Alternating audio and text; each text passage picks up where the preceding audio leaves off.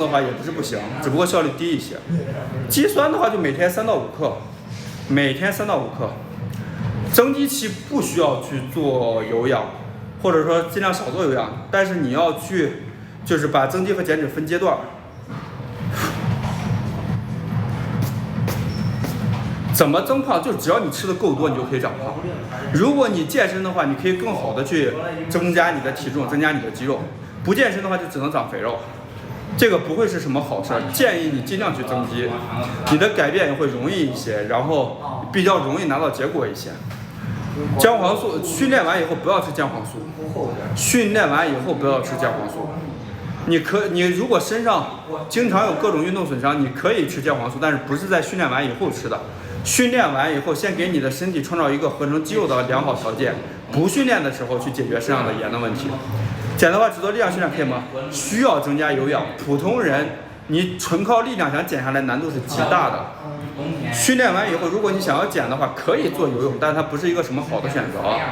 胸部做完以后不酸不痛正常吗？你所练的部位没有明显的进步，第二天没有酸痛感，然后你的力量肌肉也不长，力量也不长的话，那就基本上你是没有做出有效进步，你就不会身材有什么不会身材有啥太大变化。我现在状态在12左右，12左右。昨天就是夏天过去了，慢慢气温变凉了，你自己的毛孔都会慢慢收缩，让自己稍微动一动。肱骨、锁骨后移不太懂，锁骨后移没咋听说过。增肌期不需要加有氧。过围我里边穿个半截袖，我一般能穿个秋衣，我就单着光穿秋衣，冷上冷。没有点关注，兄弟们点关注啊！练健身练了8年，现在想要在网络上混口饭吃，每天白天直播训练，晚上直播带货，帮大家去推荐一些真实有用的补剂，同时避开一些消费陷阱和智商税产品，希望获得大家的认可啊！肌酸能练后吃，尽量练后吃。肌酸是可以提高你的增肌效率，不代表你吃就能增啊！支持线上代练吗？支持，一个嘉年华替你练一次。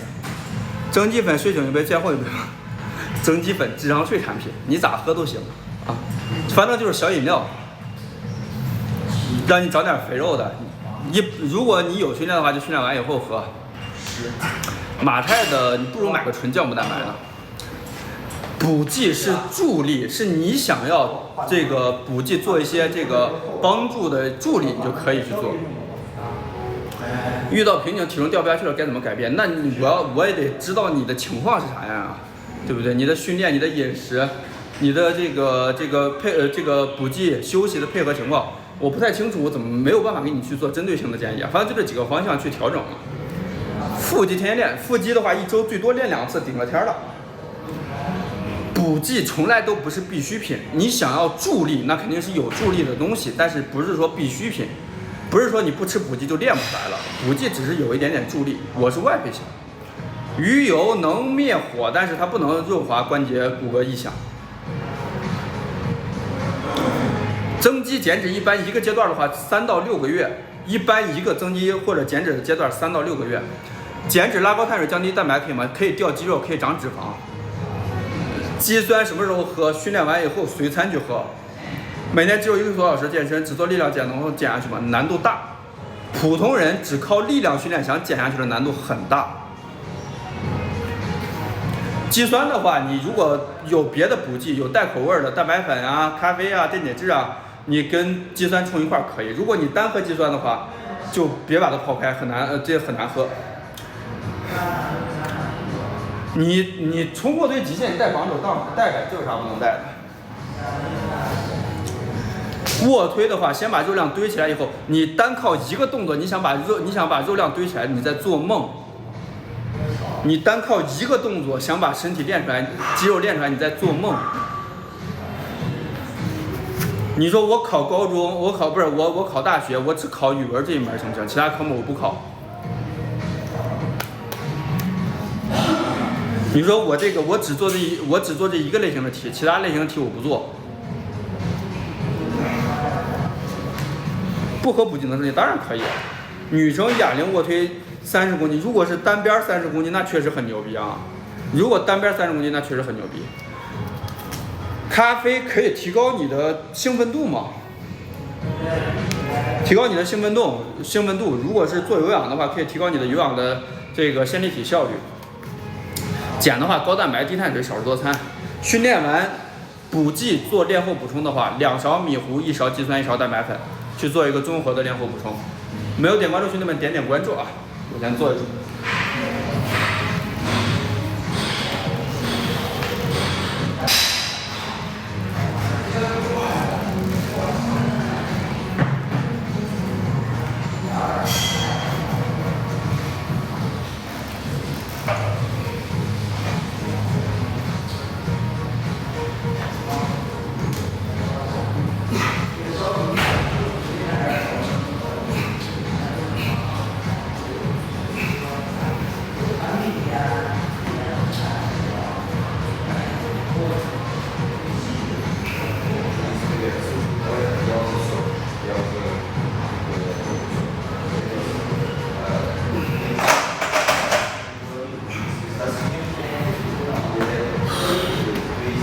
感谢关注，腹肌不对称是天生的啊。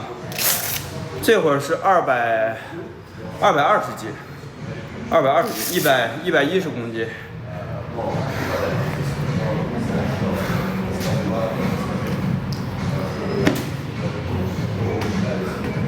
休息日也要喝肌酸啊，休息日也要喝肌酸。米糊肌酸蛋白粉放1个杯子里去冲啊，放1个杯子里去冲。感谢大家的关注。史密斯还是最好，那肯定是自由。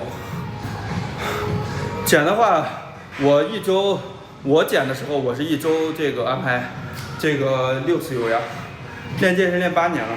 想要减高蛋白、低碳水、少食多餐，做好整体的热量缺口。米糊，如果你要增肌的话，你想让它更健康的、更好的帮助你的话，只在练后喝。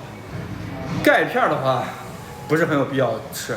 一般的话，你正常1天喝2包牛奶，你的外源补充钙就不会缺。但是钙的利用需要D3K2的配合。如果你觉得你身体缺钙的话，你可以吃上去D3K2。有氧，我做有氧的话，喜欢做卧姿单车，比较低强度的有氧。没有办法局部减，你不管哪儿胖，你只能全身一块儿，没有办法局部减的话，这个你要吃够蛋白质，你才能少掉肌肉。肌酸蛋白粉可以一起冲啊，米糊肌酸蛋白粉你都可以一块儿冲，一块儿去做练后补充，收益才高。1周几练？我是练3天休息1天。欧恩的蛋白粉国产推荐哪一个？欧恩蛋白粉好，粉王。然后国内的话，你像 Hot 康比特、训练怪兽这也可以。练健身练8年了，跑步是属于有氧方式之一。你可以，你的有氧可以是跑步，它没有啥不行的。但如果你是大基数或者零基础的话，不是很建议你去跑步。跑步的难度大，关节损害大，尤其对于大基数的来说。减的话，蛋白粉可以喝，但它不会让你减得更快。我现在这个状态在12左右，跑步和爬楼，就是有氧方面，你不需要去一味的追求高强度啊。鱼油的话，只要不在训练完以后吃，其他都可以。小臂有没有必要练？看你想不想练，你想练就可以练。肌酸能练后吃，尽量练后吃啊，能练后吃尽量练后吃。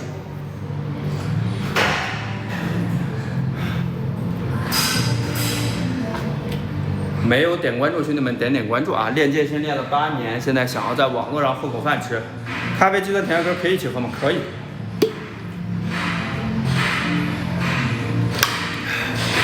鱼油有一个好处就是欧米伽3可以灭火，但是我们训练完以后不需要灭火。训练完以后，你想让你的这个练后的那个收益高一些，训练完以后不要灭火。健身1年，在普通人眼里，你的身材比较均衡，比较匀称，相对健康。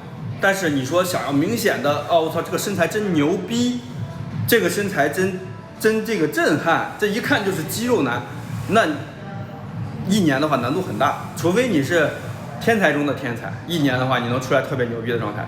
普通人练1年，你只是在普通人眼里相对健康匀称而已。鱼油尽可能吃，4S 的鱼油1天2粒。肌酸能练后吃，尽量练后吃，利用率会更高一些。训练中的话，建议你喝白水，你想要喝电解质可以喝，但是那玩意儿也不会有啥太大好处，只是说你可以喝。感谢关注。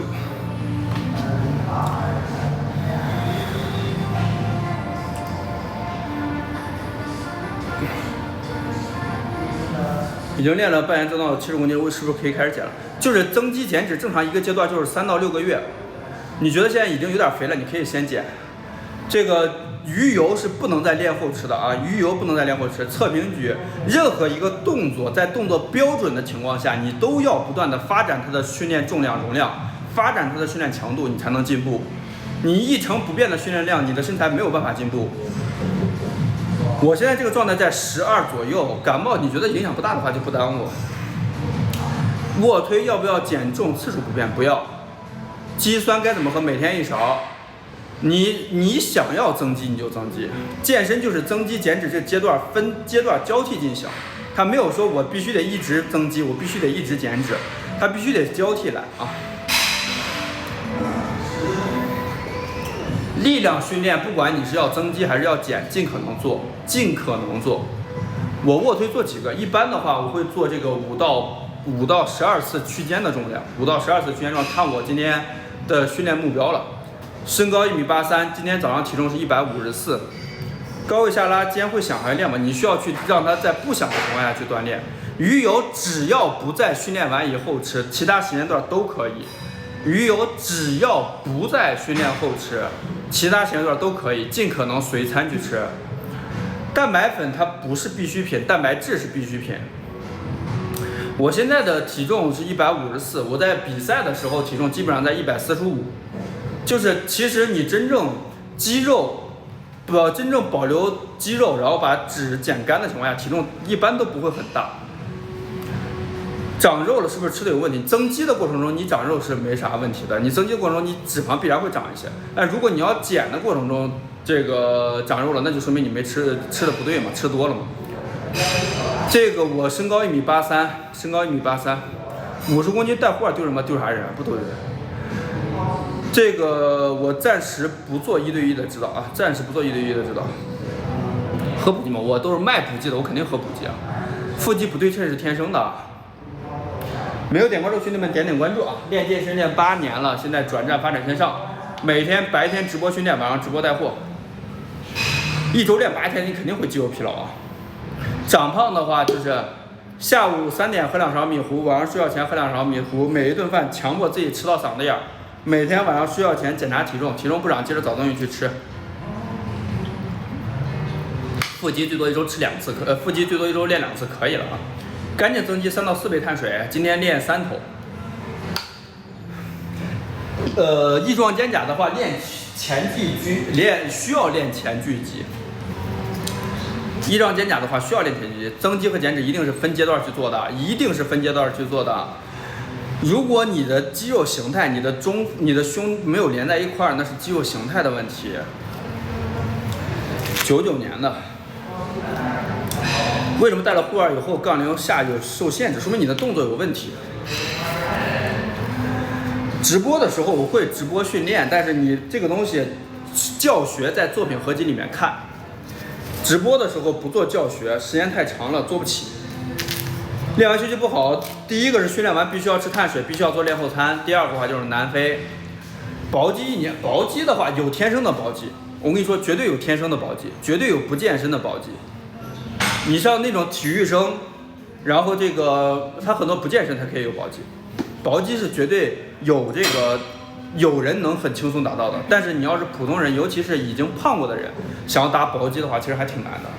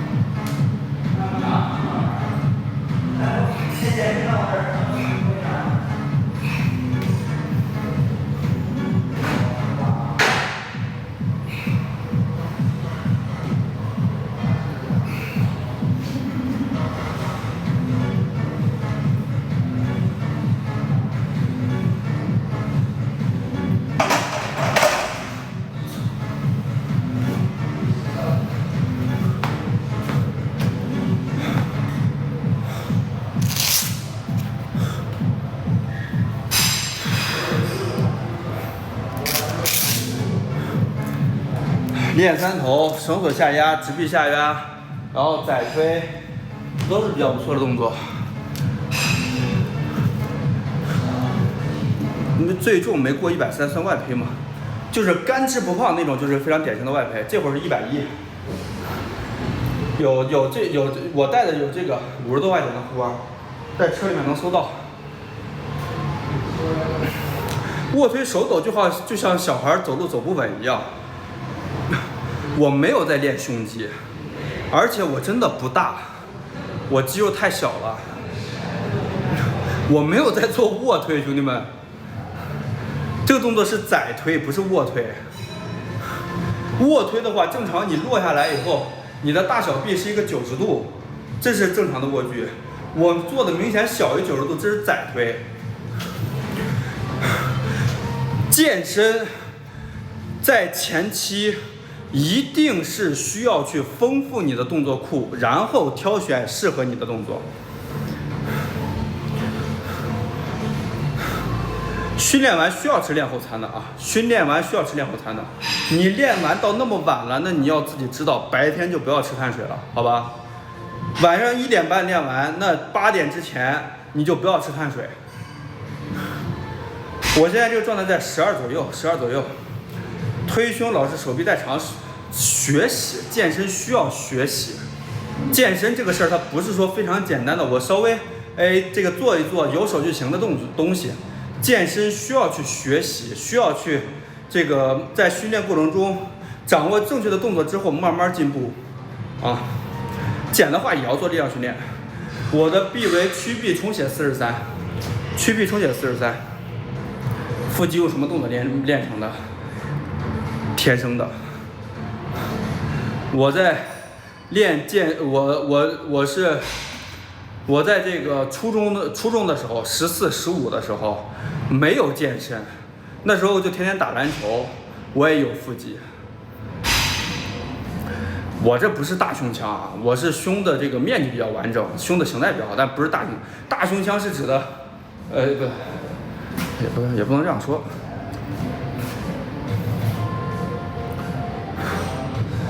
没有点关注兄弟们点关注啊！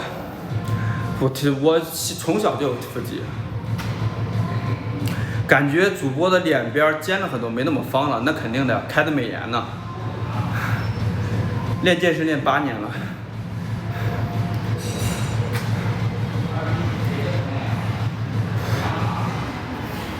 卧推40公斤重，什么水平？普通人的水平。腰围多少？腰围现在这种状态应该在65。我操，记不住了。2年应该什么水平？如果你能很认真的练2年，你这2年有去学习正确的方式方法，这个不是在虚度这2年时光的话，2年你能正式的跟普通人拉开点差距了，哑铃卧推10个什么水平？这个还不错。力训这个多长时间？一次力训的话，一般就1个小时左右。卡平台就说明你该去学方式方法了，卡平台就说明你该去进步了。你的小学学完了，那你想学新的知识，你该怎么办？你该是升初中了。你的身材你已经没有办法让它进步了，就说明你该学习了，你该去自我提高了。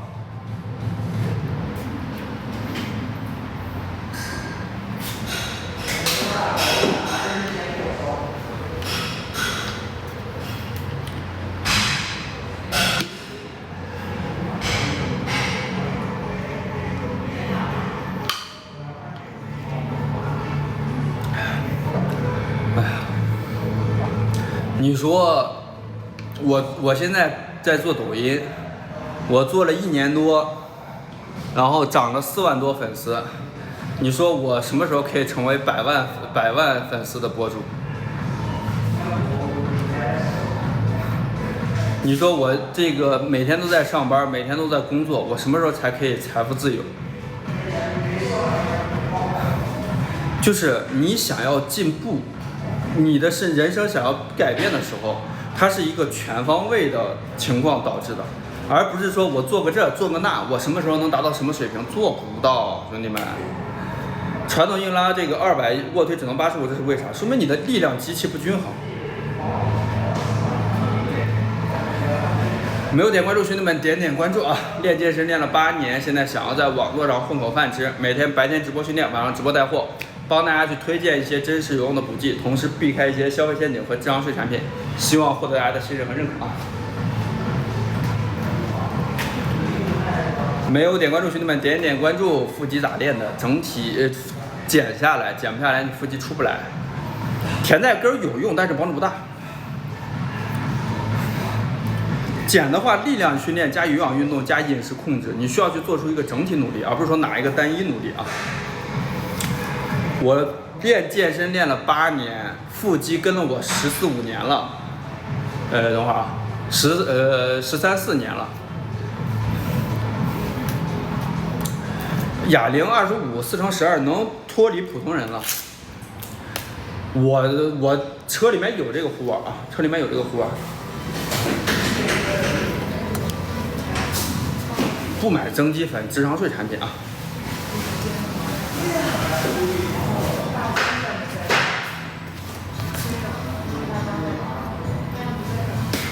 先力量后有氧啊，先力量后有氧。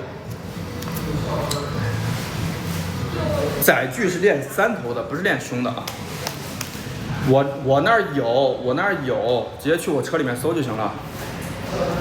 蛋白粉的话，这个说预算。这个训练重量没有所谓的及格，只要你身材你满意就 OK。感谢关注啊！没有点关注兄弟们点关注。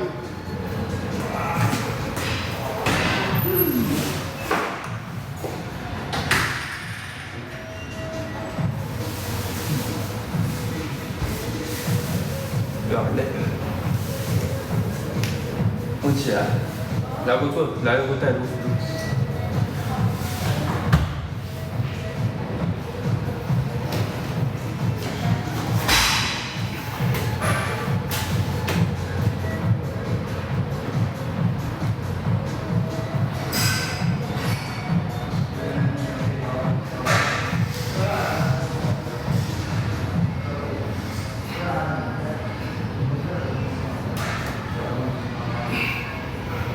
然后带3把。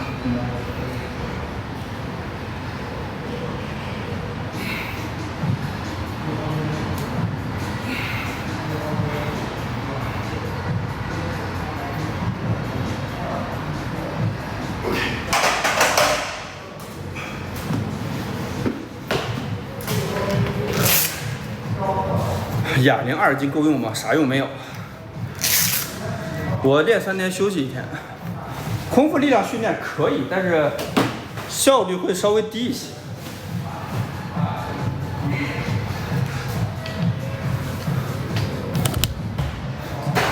做的载推，没有做卧推啊。今天不练胸，训练重量是必须要不断增加的。只要你一成不变的训练量，你就没有办法让你的身材持续变好。减的话可以考虑补剂鱼油，如果能做空腹有氧的话，高因咖啡，这都是有用的东西。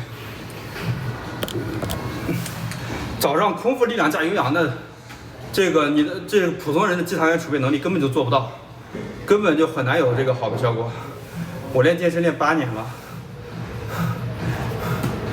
鱼油的话，这个只要不在训练完以后吃，其他时间段都可以啊。鱼油只要不在训练后，其他时间段都可以。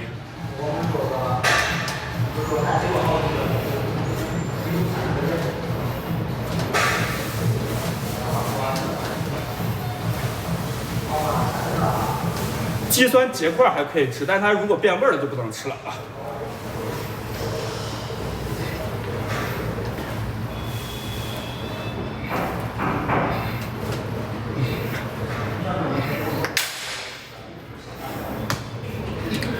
训练重量必须要不断的进步，你的肌肉才能长。你用一成不变的训练量，你的肌肉没有办法持续增长。但过期就是指它坏了，过期就是指它坏了。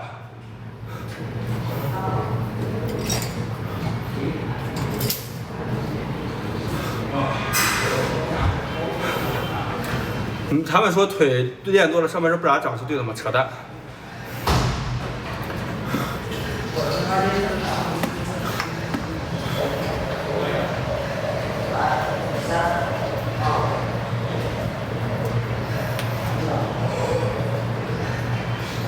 我觉得约瑟猫的好吗？我不觉得，喝过。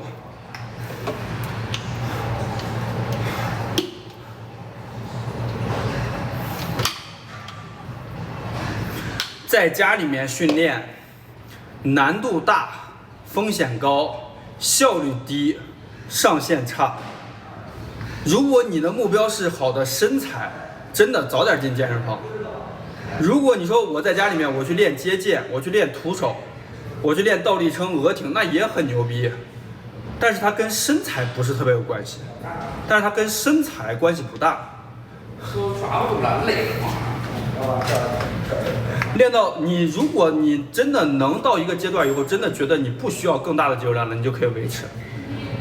你真的能做到这一步，你就可以维持。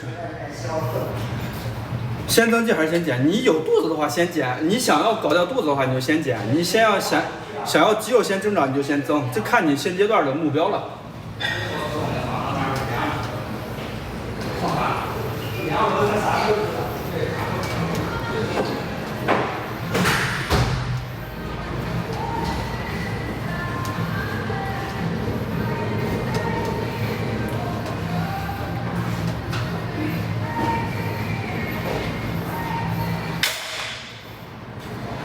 我一组力量训练完休息1到3分钟。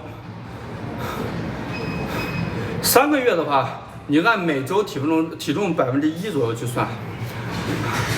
实在吃不上去了，你可以配合米糊，饭量是需要慢慢不断增加的啊。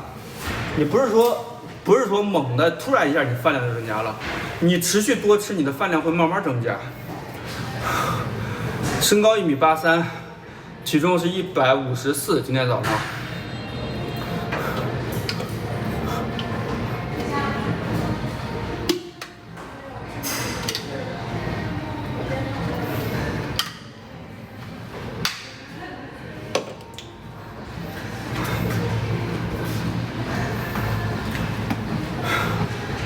没有点关注兄弟们点关注啊！练健身练了8年，现在想要这个在网络上混口饭吃，每天白天直播训练，晚上直播带货，帮大家去推荐一些真实好用的补剂，同时避开一些消费陷阱和张氏产品。练到中途没力气了，慢慢练呗。你训练进步，你也需要一个过程啊。感谢关注。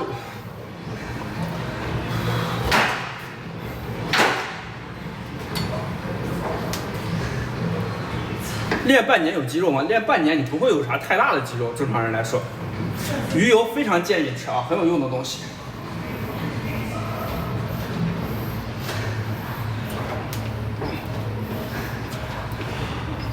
我减的时候我一定会做有氧。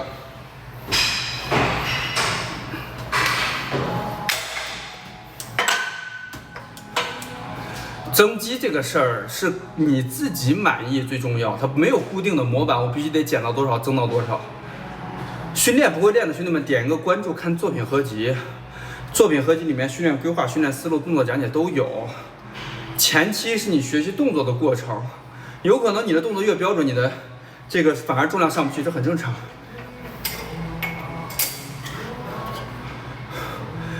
练3天是练个3到5天是必须要休息1天的，最多1周你也必须得休息1天，要不然你的身材真的很难有进步的。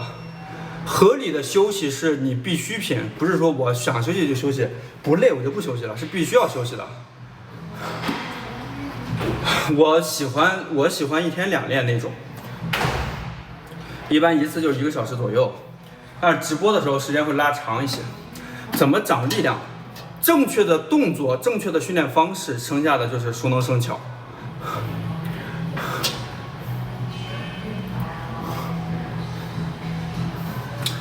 没有点关注兄弟们点关注啊！练健身练了8年，现在想要在网络上混口饭吃，每天白天直播训练，晚上直播带货，帮大家去推荐一些真实好用的补剂，同时避开一些消费陷阱和张氏产品。我现在这个状态在12左右。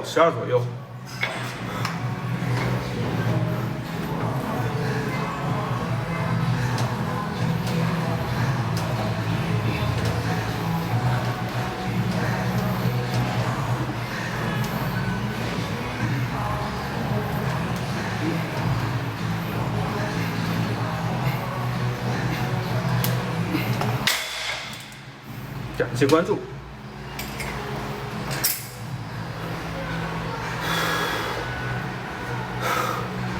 练健身练了8年，现在想要在网络上混口饭吃，每天白天直播训练，晚上直播带货，帮大家去推荐一些真实有用的补剂，同时避开一些消费陷阱和智商税产品。希望获得大家的信任和认可啊！训练一定要分化训练啊，一定要分化训练。体脂低了，腹肌不怎么练都会明显。体脂低的话，你的腹肌一定比你肥的时候要明显。但是如果说你想要让你在低体脂的情况下，腹肌显得块儿更大、更深，那你肯定是需要练腹的。但是不要你练腹，不要对它抱的期待是你的脂肪可以更低，它不会起这个作用。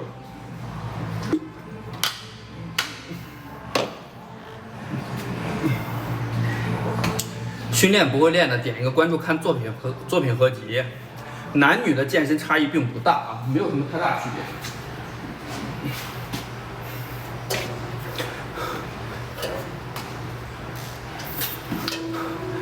蛋白粉和肌酸2选1的话，一定选肌酸。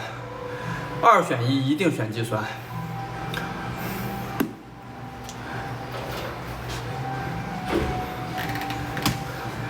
空腹有氧和练后空腹有氧，把力量单独去做。洪博，帮我找一下那个长的绳子。让那边的吗？我等会儿拿一下。没有点关注兄弟们点关注啊！练健身练了8年，现在想要在网络上混口饭吃，每天白天直播训练，晚上直播带货，帮大家去推荐一些真实好用的补剂，同时避开一些消费陷阱和智商税产品。希望获得大家的信任和认可啊！没有点关注兄弟们点关注。特别瘦想要增重的话，就是吃点米糊，非得要吃补剂的话，吃点米糊。双力臂能做，练后有氧比完全不有氧要好吗？那肯定啊。腹肌能看出来4块还是小怎么办？练一边减一边练，该减减，该练练。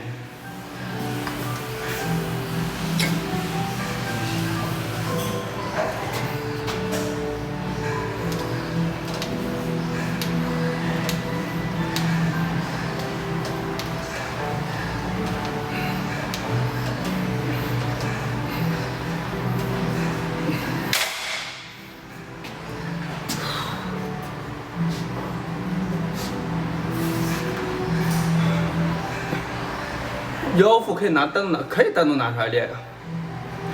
下腹的这个比两侧肉比较怎么说？不管你觉得你哪儿胖，你只能全身一块减，没有办法局部减。不用去想着局部减，你减只能全身一块。有肚子的话你就先减，有肚子的话你尽量先减。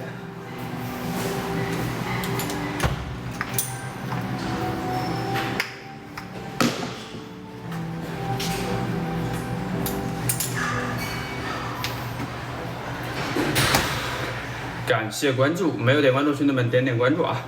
练健身练了8年，现在想要在网络上混口饭吃，每天白天直播训练，晚上直播带货，练3个月，如果能上去双力臂的话，那天赋真的挺好的。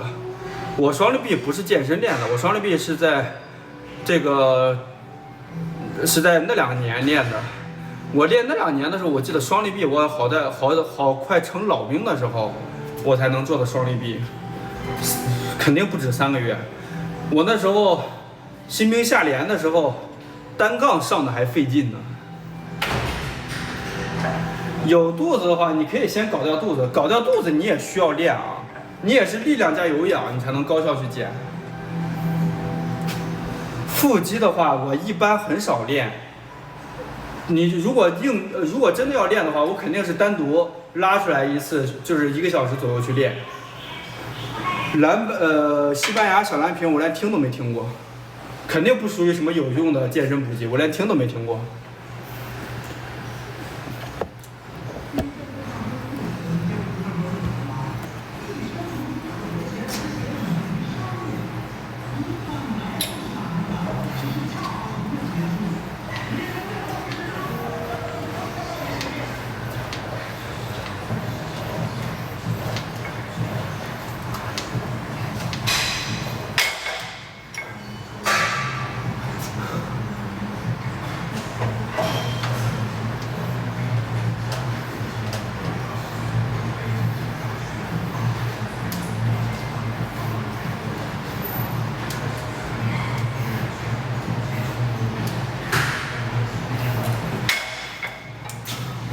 没有办法局部减啊，只能全身一块减。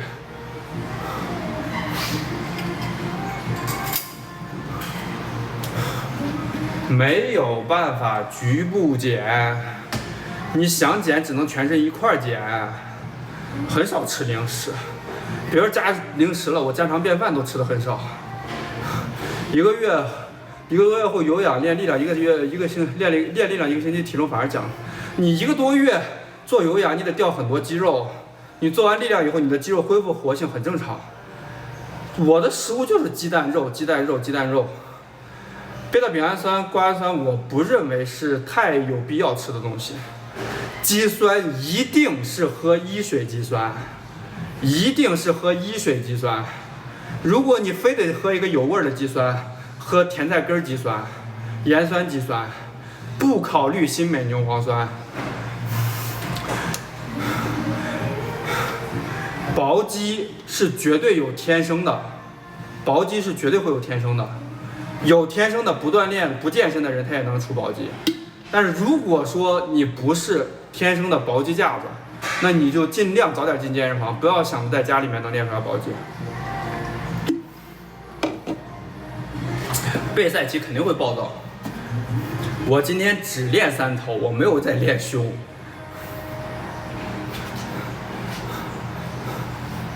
减的话，力量训练1个小时，有氧40分钟以上，高蛋白、低碳水，少食多餐。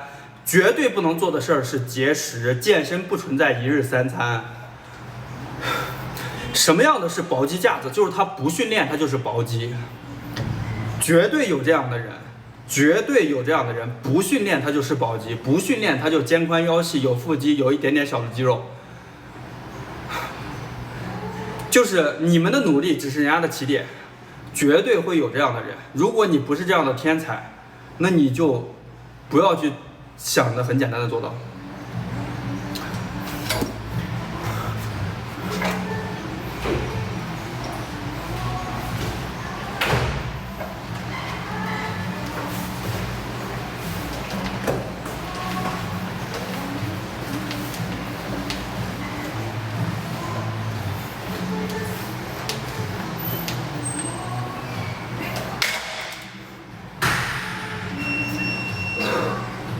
1个小时是包含主间歇的啊，1个小时包含主间歇的，我不去计算热量缺口。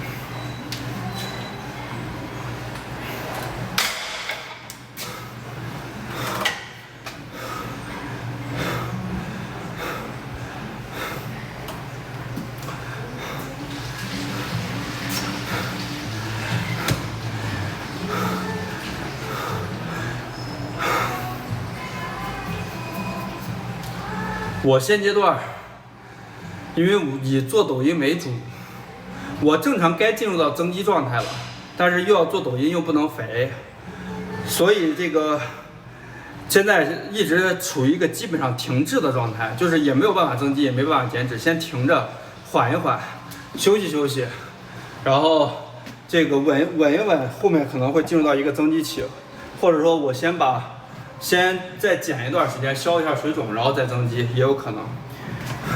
现阶段不会有什么进步，现阶段因为目前没有条件可以很高效的进入到一个增肌期。我增肌期一般体脂到15%，练胸的话上斜平板都可以做，先做哪个都可以，都要做。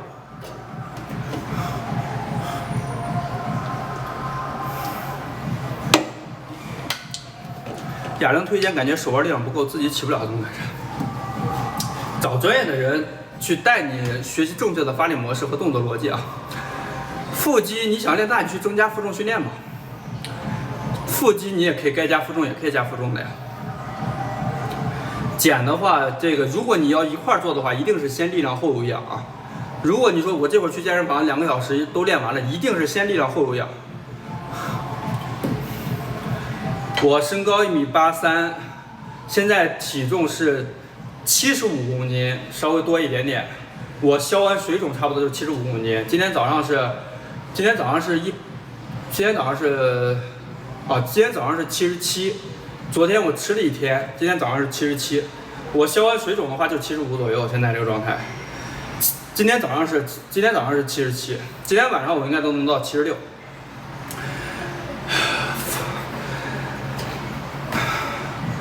练腹的负重动作的话，龙门架的卷腹，龙门架的负重卷腹，那个扣拜那个动作我会做的比较多一些。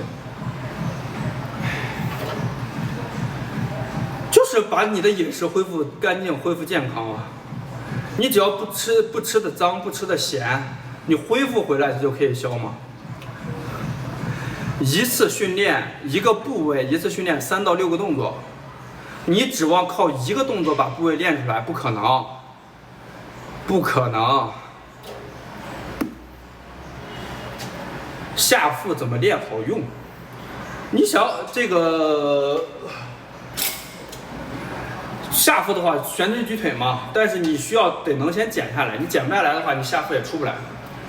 3、4、5分化都可以，这个没有优先，这个没有说哪个哪个好哪个不好的啊。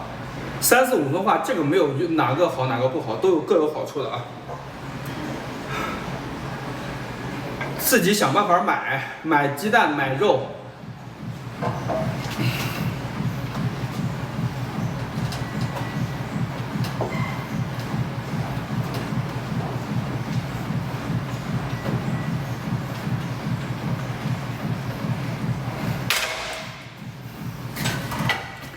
肌酸每天1勺啊，肌酸每天1勺，随餐就吃。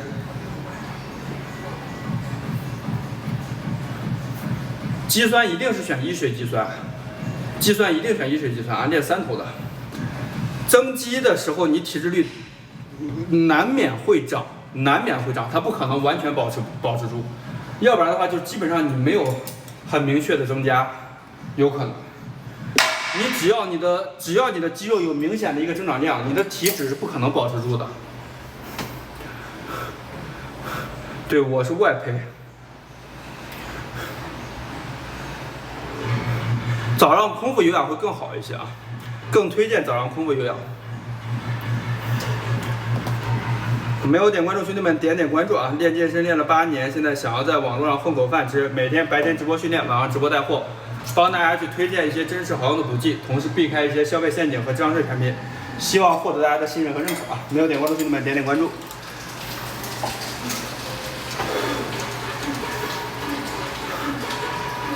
一停练就掉的特别快咋办？我一不上班我就没有收入了咋办？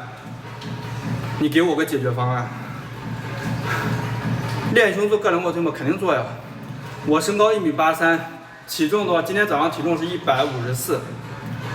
瘦的增肌的话，喝蛋白粉吧。蛋白粉不是必备品，蛋白质是必备品。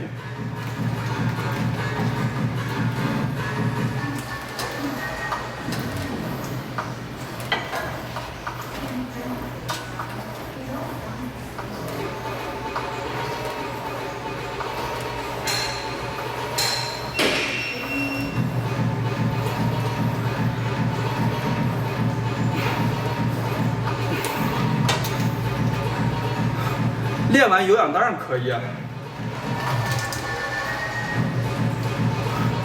早上空腹有氧，早上你如果一天只能有一个时间段训练的话，你就先力量后有氧，不要去空腹。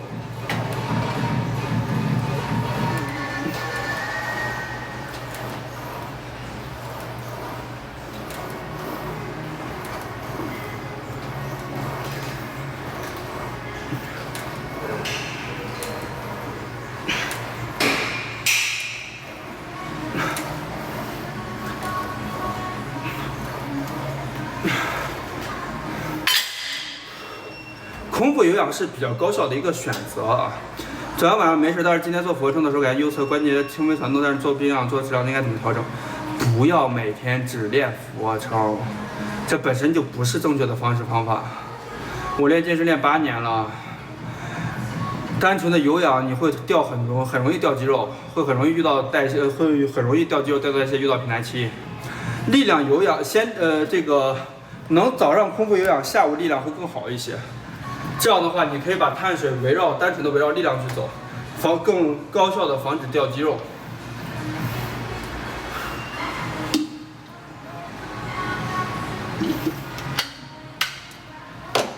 训练完第2天早上头晕，怎么回事？不太清楚。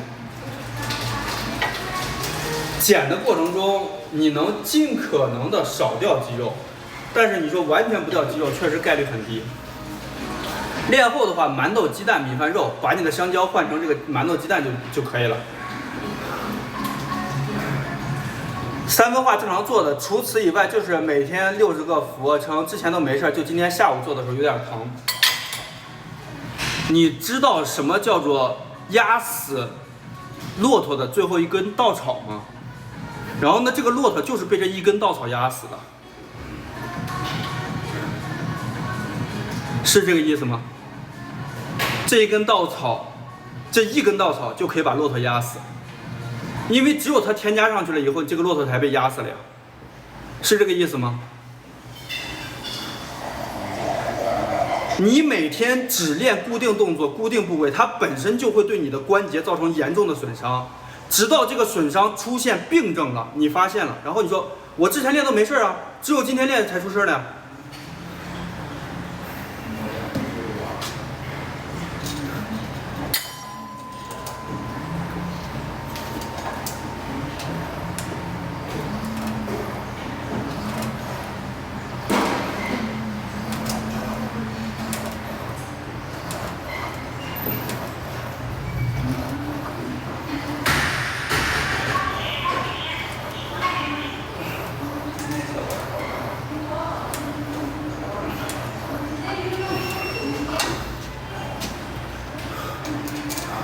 没有增肌的打算，单纯就为了有氧减肥可以吗？不可以。